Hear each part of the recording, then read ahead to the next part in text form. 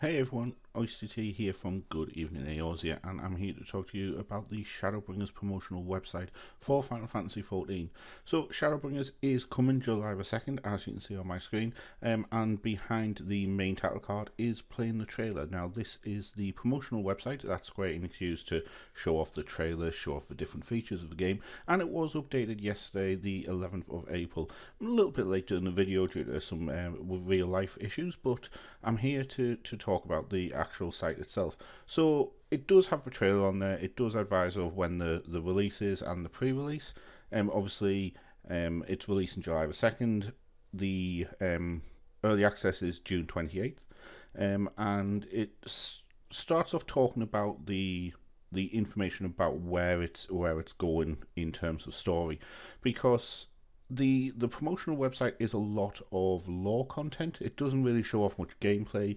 It gives you some information about where things are going in terms of some of the areas and who used to rule them, or who used to inhabit them. But a lot of it is lore based. So it says about the fact that Alamigo being free, but the Empire is trying to reclaim the nation and subjugate all of Eorzea, much like it has done in the past.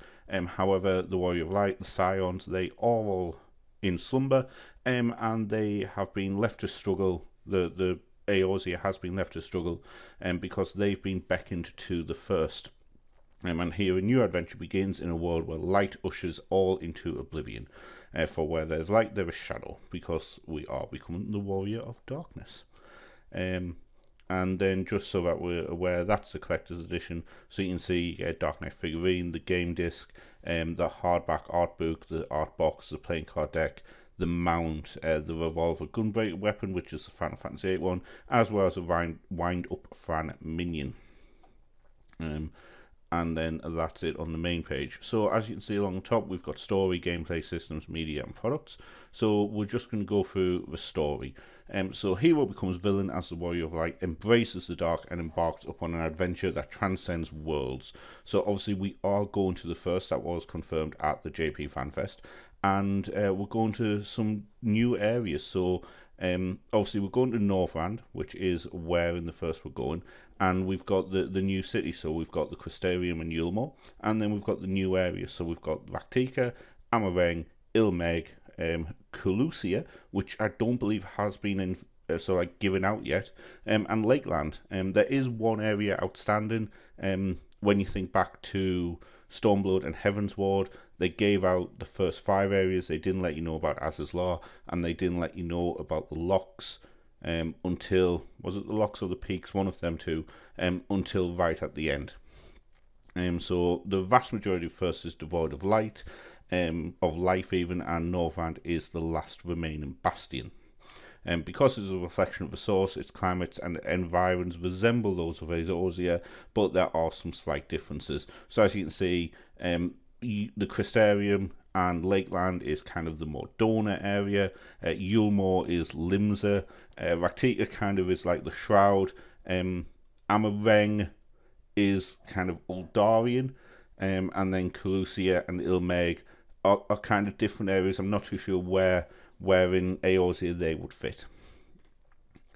So the Crystarium, bustling city that developed around the Crystal Tower, and in the artwork you can see the Crystal Tower in the background there.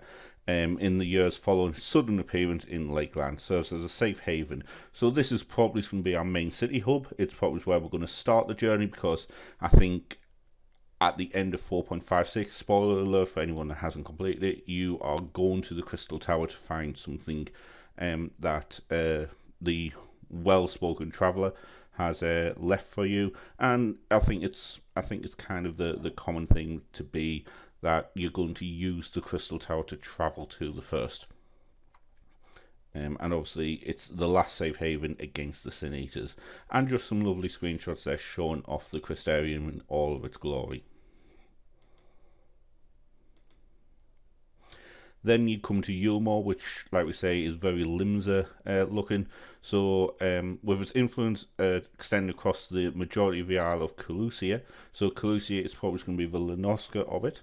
This powerful military nation once stood firm against the onslaught of Sin Eaters. However, it's now a case of the upper classes turning their backs, not caring about the world, and just wanting to enjoy life before the end of the world. And again, there's the slums, so there's the areas that the non-upper class are living in. Aetheryte full of rose petals. No fat cats, unfortunately. So we'll come out of that one. And then we'll go into the new areas. So we've got Rak'tika first off.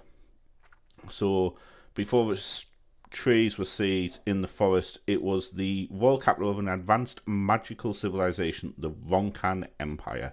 A lot of the stony remnants of the Lost Grandeur can still be spied. So those dungeons that kind of had little Allegan touches, so the parallel lines, those are actually the Ronkan Empire. So I've got a feeling the Ronkan Empire are going to be the first version of the Allegans.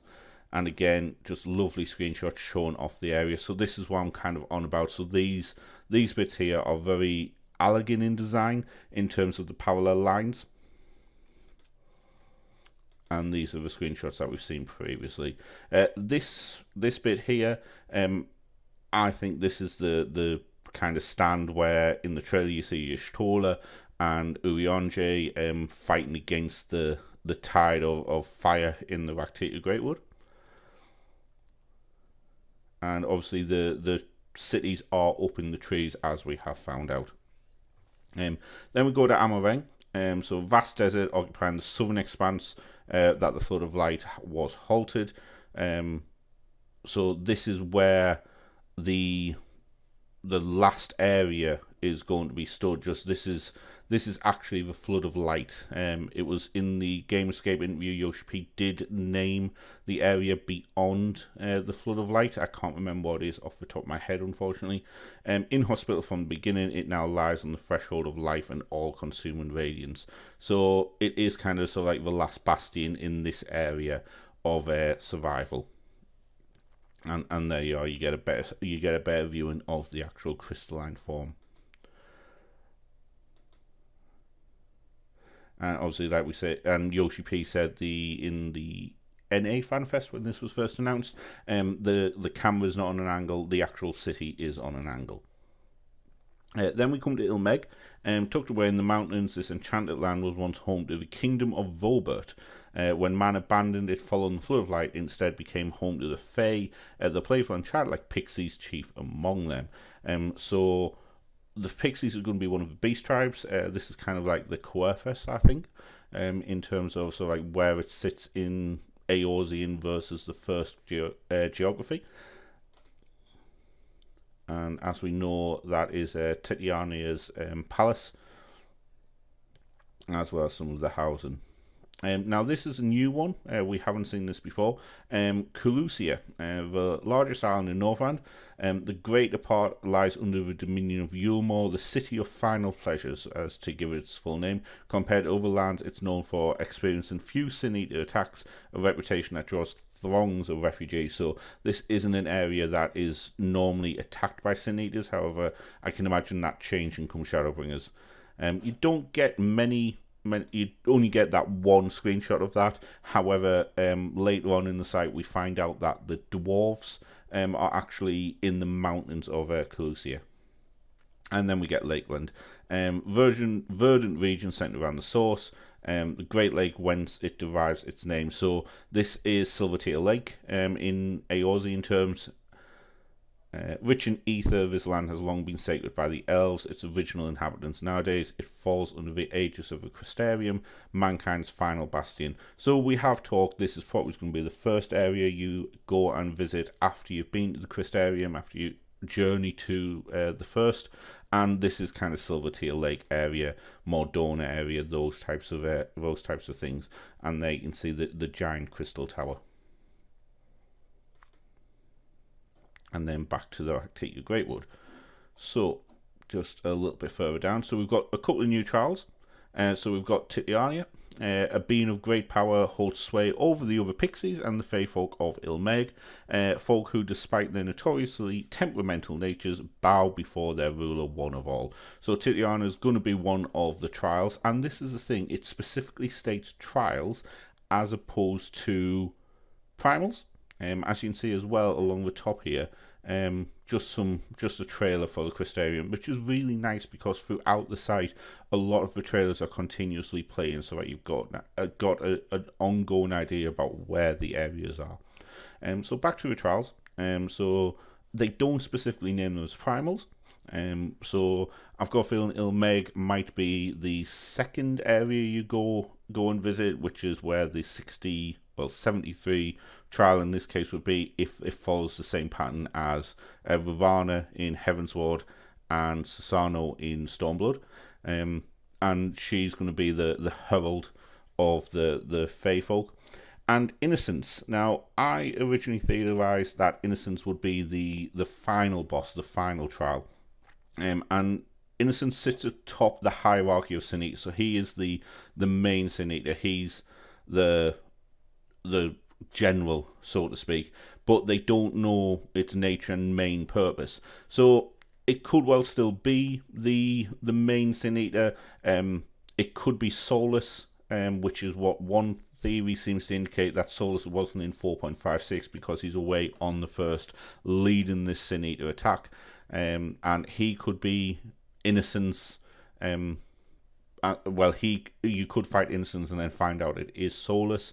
However, I have a feeling this could be the 77 boss, in the same way that Bismarck and Lakshmi were the 57 and 67 trials, and then you would go into the end game of facing whoever the final boss ends up being. You get the new beast tribe. So we've already talked about pixies. They have a command of magic that is unrivaled in Northrend. However, they normally stay in Ilmeg. They are very carefree, however they are also cruel, and we know that they're going to be one of the beast tribes. Now, the Numu, they are canine in appearance, but they are indeed members of Fae and make their homes in Ilmeg as well. Now, in the NA FanFest, I'm sure it was advised that the Numu do actually come from Rak'tika. However, that could have been a misconstrue, because it could have been that they were teasing the VR more than what they were teasing the Numu. They're more disposed towards man than their pixie cousins. However, they also do maintain close ties with the people of Volbert that's why they keep it, because they had close ties with Volbert back in the day. Dwarves, they are Lalafels in disguise. They dwell upon Mount Gulg in Calusia. Rarely leave the community. They are known for their skills at mining, metallurgy, crafting, so I think it's odds on that they're going to be the crafting beast tribe. They consider themselves of true marks of dwarfhood to be respectful tradition and adherence. And then again, back into the pre-orders. So we'll now go on to the new challenges that await us in Northrend.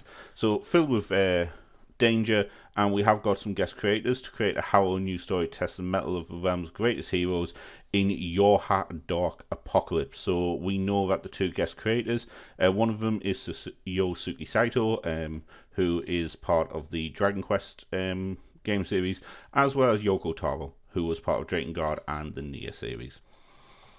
Not much else is known about that. Eden, beyond the boundaries lies the empty land drowned in the primordial light of the flood.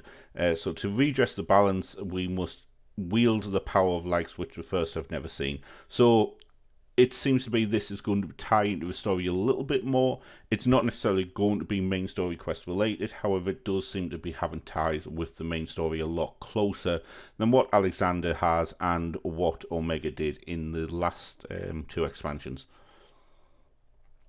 Instance dungeons, so we haven't been given any names of dungeons, and these are kind of the same screenshots that we've had before. So this one looks to be in the Rak'tika Greatwood. This one looks to be in Ilmeg, and then another one also set in the Rak'tika Great World, quite probably. We know about the Holy See of Ishgard. It's not going to give us too much information about that. And then back to the promotion again. So,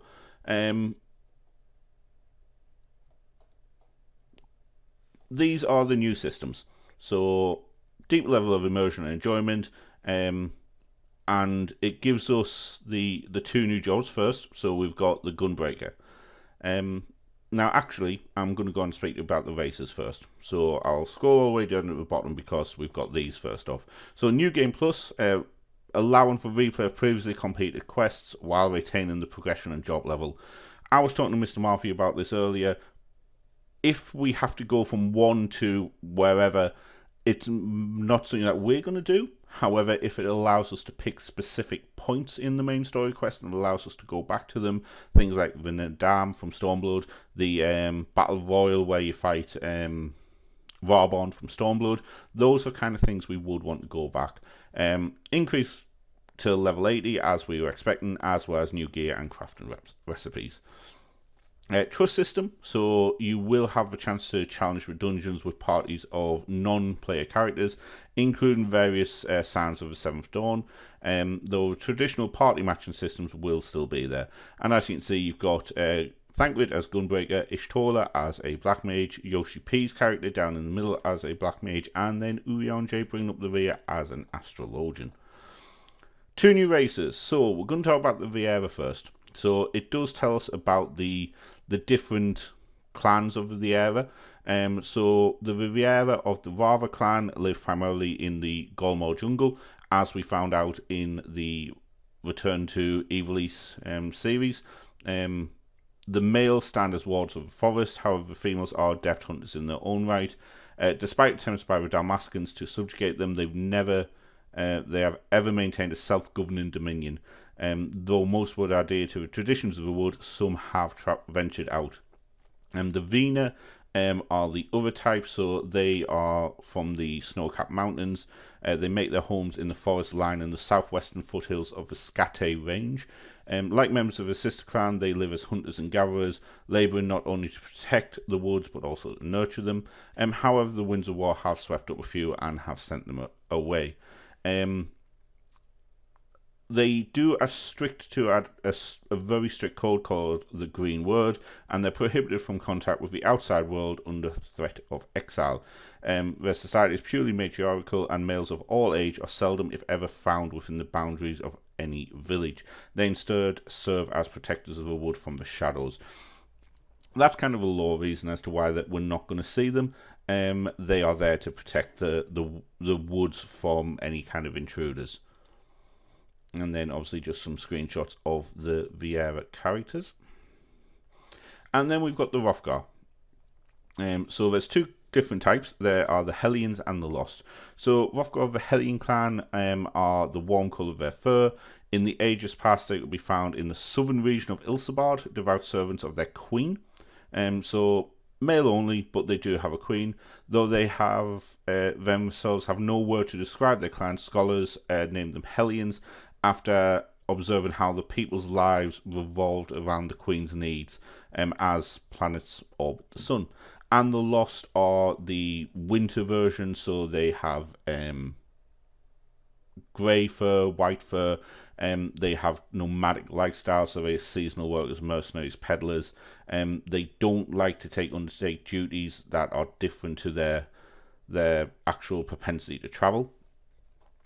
And then hailing from the distant shores of Ilsabard, the Hrothgar are burly people of lion-like appearance, or the males are at least. Females number staggeringly few among their population, and thus are rarely glimpsed as much as the males are compared to other races. The fact that they have an imposing countenance, I'm not too sure what that means, mitigated not at all by their sharp claws and sharper fangs. It does incite panic amongst Eorzeans when you do see them. However, they were unable to communicate. It did escalate the conflict quite quickly. But however, the fact that they now can speak means that it is much easier for them to communicate. and then you just see some of the pictures there. Now, obviously, one of the main similarities between the two is the fact that the Vara and the Hellions have umber and brown skin tones, whereas the Vina and the Lost have so like the whites and the greys. Now, the reason I've done the races first is so that we can go and talk about the jobs. Now, the reason for this is Gunbreaker. It does specifically state the Hrothgar of Northern Ilsebard. Now, the Southern Ilsebard ones are the ones that have their queen. However, the Northern Ilsebard ones are talked about here, so they have passed the art of Gunblade from one generation to the next. The weapon itself is a sword with a firing mechanism, and it does emit a range of magical effects utilising the cartridges. So it is an actual Final Fantasy VIII style Gunblade as opposed to the Final Fantasy XIV style Gunblade.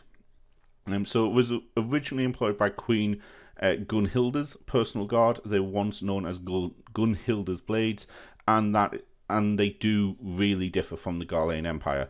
It's quite weird in the fact that there's a big piece of information and lore about the Southern Hrothgar having a queen, and this being the Northern Hrothgar that have this. It would have made more sense to me if they were the same. However, I trust Square Enix in this instance, and obviously just some screenshots of Gunbreaker in action. And then we come to Dancer. So near Eastern nation of Favnir, troop of originally graceful performers. They have learned to land thrown weapons as the same position as their footfalls, removing any wood to obstruct the endless beat of the dance. And then obviously the same kind of screenshots that we got from the original trailer. And then the last one is just some trailers and artworks. So obviously it's got all of the same trailers. So you've got the original trailer, Gunbreaker, Dancer, Viera, Hrothgar, Crystarium, Yulmore, Rak'tika Greatwood, Ilmeg, and I want to say, I'm not too sure which one that is. I'm trying to think from JP FanFest which other areas did we get shown. That will be another area shown. However, I can't think of what it is for me now. And they're the other two trailers, the shorter trailers. Artwork. So you've got all the various artwork that's on there. Obviously, a picture of Gaia, who isn't in any of the other information. She's been designed for the Eden storyline. Screenshots from the trailer. Screenshots from the new areas. CG artwork, so things such as these are, I believe, the Dark Knight AF gear. We've got Fran, Hrothgar, the Lost, and the Vara. Sorry, I've completely forgot already. Let's just go back and have a quick look here. Viera, the Vina. As well as the pictures of the AF gear for the Gunbreaker and the Dancer, which is going to have male and female variants. Gremlin, Titiana, the Pixies, Numu, and the Dwarfs, both with and without helmets for Lolafels. And then the last one is the screenshot. So again, all of the screenshots from the different fan fests are on here as well. And the fact that they did also design two characters, a Viera that looked like Fran and a Hrothgar that looked like Kamari. So that is it in terms of what we are going to go through on the Shadowbringers promotional website. Again, release is January 2nd. Pre-order means I can get early access June 28th. My holidays have been approved from work, so I will be playing it near enough from start to finish. I'm expecting to get through the main story and get to level 80 before the end of that week. But thank you for listening. Please like, comment, and subscribe below. And until next time, goodbye.